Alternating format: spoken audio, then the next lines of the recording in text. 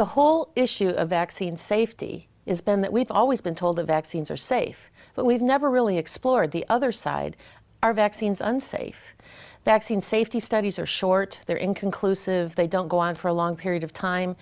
All the studies are performed on children who are not ill, on no medications, and are by definition healthy.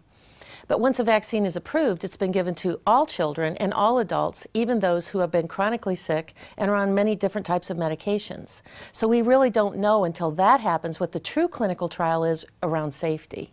When I first started researching vaccination and looking at the whole concept of vaccine efficacy, because what always comes out is that vaccines are safe and effective, it took me a while to figure out what that word effective really even meant. We as clinicians and doctors and even parents in the lay public, when they hear the word effective, they assume that what that means when the phrase is said, vaccines are safe and effective, meaning that vaccines are safe and they will keep you from getting sick. But digging deeper into the scientific research, what I came to find out was that what effective really means is that a substance is injected into a body and it creates an antibody. And if an antibody response is generated by that shot, then the science says the vaccine is effective. It did what it was supposed to do. The shot created an antibody. There is a leap in assumption then that simply because you have the antibody, it will protect you and keep you from getting sick. And there's a lot of information out there that says that antibodies, we're not really sure what they really mean. Do the antibodies really mean that you are chronically sick? Does it mean you've had an exposure? You've had a certain level of protective antibody and you can still get sick? So the whole word in the scientific literature about effective vaccines means that you create an antibody, but that doesn't necessarily translate from effective into protecting you from getting sick. Recently, we have seen outbreaks of mumps and pertussis in the last couple of years. And in the mumps outbreak that happened in Iowa about 2 or 3 years ago, we found that 67% of the children who contracted mumps had at least one, many of them 2, MMR vaccines, so they should have been protected from getting the mumps. In the pertussis outbreaks that were happening in California, we found that the vast majority of those children had had pertussis vaccination and had the full series. We know that in the military that there are people that have been fully vaccinated and there have been outbreaks of rubella and measles.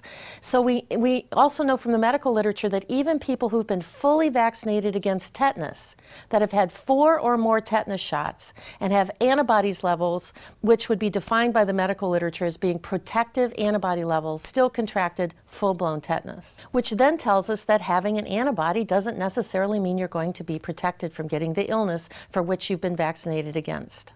We use the words immunization and vaccination as though they were synonyms. They are not.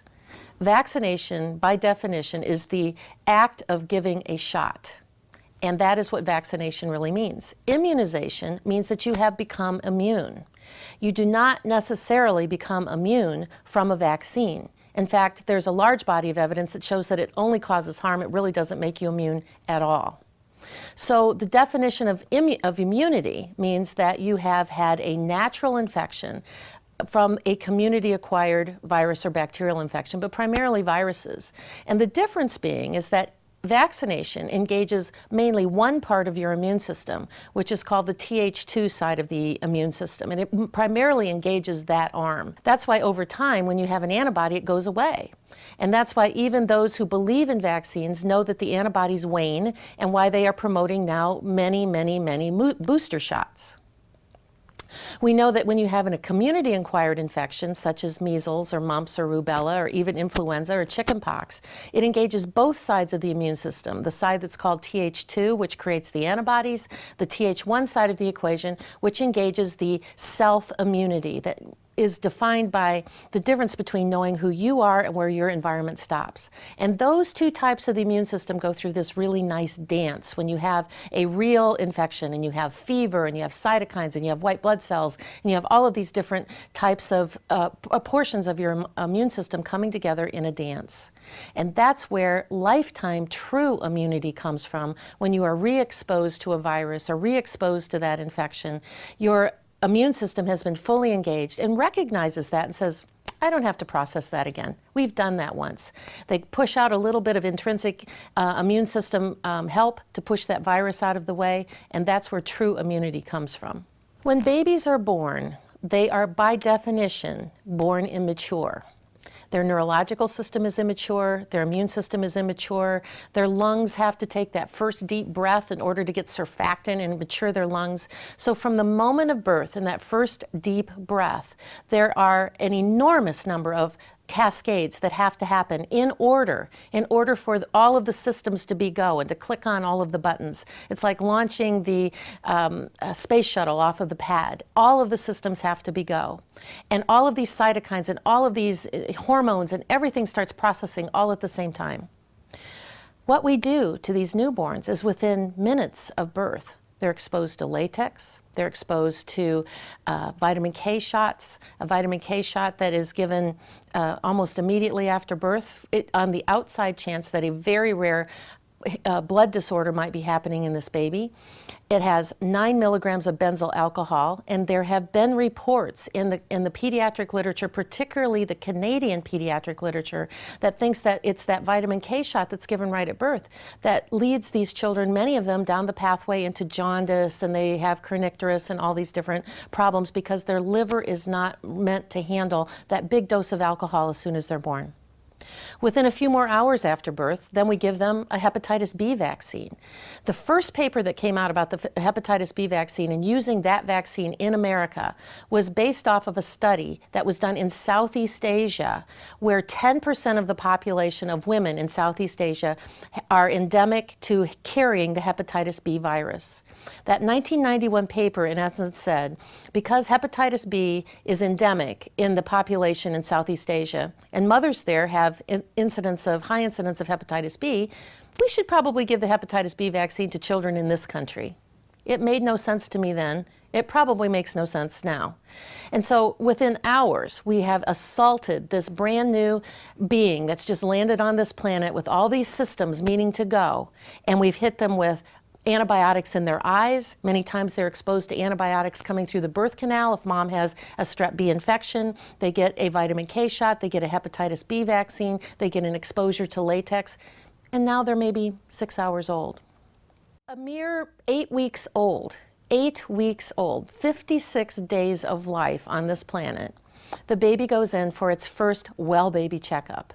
And at that time, they may be given up to 6 or 7 different vaccines. A DPT, which is diphtheria, tetanus, pertussis, a polio vaccine, another hepatitis B vaccine, a Hib, which is for Haemophilus influenza B, and possibly a Prevnar vaccine, which is 7 strains of strep, maybe even 13 strains of strep, all given at the same time. So it's like giving 20 or 30 vaccine antigens in about 5 or 6 shots.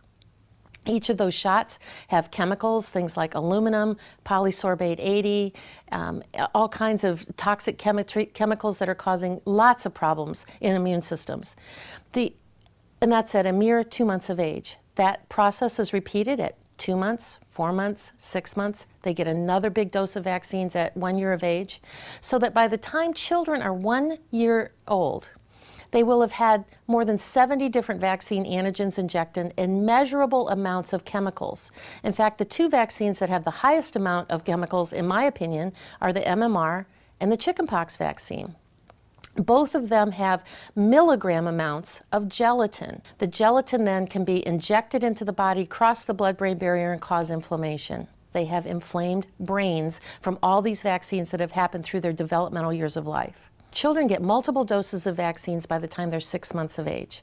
At about 8 months of age is where they start to get chronic ear infections. And the ear infections come, and then they get an antibiotic and another ear infection and another antibiotic. And they have disruption in their intestinal tract. Then by the time they're 1 year of age, they have their birthday party. They go in for their 1 year checkup with their pediatrician, and they get another round of vaccines, and many of them, within hours, days, weeks, or months, digress into autism. The vaccines are never blamed. They always say that it's anything but. And now that we're seeing more vaccine injury in older children, children that are 9, 10, and 11 that are getting the Gardasil vaccine that's supposed to protect them from cervical cancer, these are children who were athletes, they were scholars, they were musicians, and all of a sudden they are having seizure disorders and they are becoming chronically ill. And that doesn't even include the children on the autism spectrum. But they have all of these learning disabilities, sensory integration disorders, speech delays, all of these other obvious signs of neurological and brain dysfunction. The flu is such an interesting illness that we make such a big deal about. You know, over the last few years we had SARS, and then we had bird flu, and now we've had swine flu, and now they are quiet, and it seems to be these little peaks that there's this big pandemic that's coming. We know it's coming. It's anticipated, it's coming, and they plant all these things into being. I don't understand how they get away with it, quite frankly. I believe that it's an FTC violation. There is so much information out there now that says that flu shots don't work. The Cochrane Collaboration, which is a think tank organization out of Rome that does a complete analysis of all available information on an isolated topic. And several times now, they have reviewed the information on flu shots. And their conclusion is that in all three populations, children and babies starting at 6 months of age, which is where we give flu shots now, middle-aged adults that we ostensibly give the flu shot so that they don't miss work, and senior citizens because we don't want them to die if they get the flu. In all three of those populations, a flu shot is no more effective of keeping you from getting sick than just giving you a sugar pill. The data is unequivocal that flu shots don't work. And then there's all of this media propaganda that says that 36,000 people die every single year from the flu, but by their own information that is a lie. And there's about 700 people that die per year from the flu, and most of them are over the age of 80. The data shows unequivocally that vitamin D is the best way to prevent yourself from getting the flu in the winter. The science that shows that as vitamin D peaks up in the summer, influenza goes down, and as the vitamin D levels go down in the winter, particularly when you're living in the northern hemispheres, the incidence of influenza goes up. Well, to me, that's because of the change in vitamin D. I believe that influenza is around all year round. It doesn't come and go. It doesn't migrate like birds. So it doesn't come and go. It's here. So what changes is our susceptibility to that influenza virus. From the time of the very first vaccine, the smallpox vaccine that was first given in this country in 1801, it has always been a faith and a belief system that vaccines work, that vaccines are safe and they keep you from getting sick, and that if we vaccinate everybody at a very high level, it should keep the population safe from getting sick. And that the rights of the individual to get sick and go around and spread disease if they choose not to be vaccinated by any of the vaccines that are now available is wrong.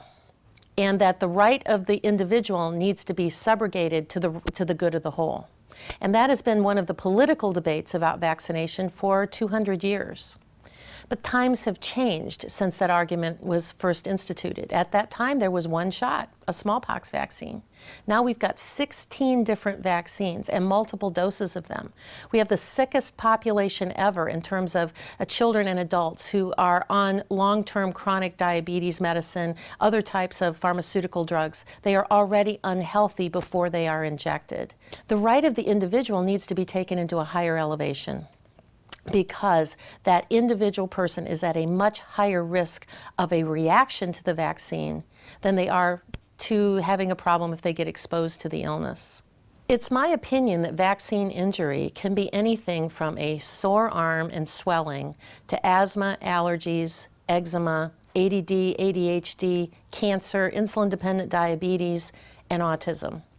Autism is, in my opinion, at the far end of what's happening in terms of brain destruction from these vaccines. But we have the most unhealthy generation of children in the history of mankind. The largest, most powerful industry in the world is the pharmaceutical industry. They have their tentacles everywhere, into lobbying in Washington, D.C., lobbying at the state organizations to get state mandates passed for vaccines on a statewide basis, to get mandates passed into schools. They have fingers into foundations, fingers into major corporations, the media. They are everywhere, protecting their turf in terms of their drug-based pharmaceutical industry. It's really hard to try to find unbiased research these days and to try to get support for any other types of activities that doesn't somehow have the drug companies associated with it. The media has been purchased by the pharmaceutical industry through advertising. One of the #1 advertisers that support their shows are drugs. I challenge anybody who sits down and watches the 6 o'clock news to just take a little tally mark and keep track of how many drug company advertisements that you see in a 30 to 60-minute news segment. It's very hard for them to speak out and say something the truth against their advertisers, or they would pull their livelihood. I really believe that if we stopped vaccinating completely, if we just stopped the vaccine industry, and we got everyone's vitamin D level up to 80 nanograms per ml, up to a really significant level, and we did basic, important lifestyle changes, exercise, organic food, plenty of water, and I can't overstress the importance of adequate sleep. If we did those things in one generation, I truly believe that most chronic disease would just go away. We would still have a pharmaceutical industry for important things and acute illnesses. We're still going to have people that are going to have appendicitis or have a kidney stone or fall down and break a bone. We do need to have a medical industry, but we don't need a $500 billion pharmaceutical industry creating more drugs for problems that they've created from birth from all these vaccines.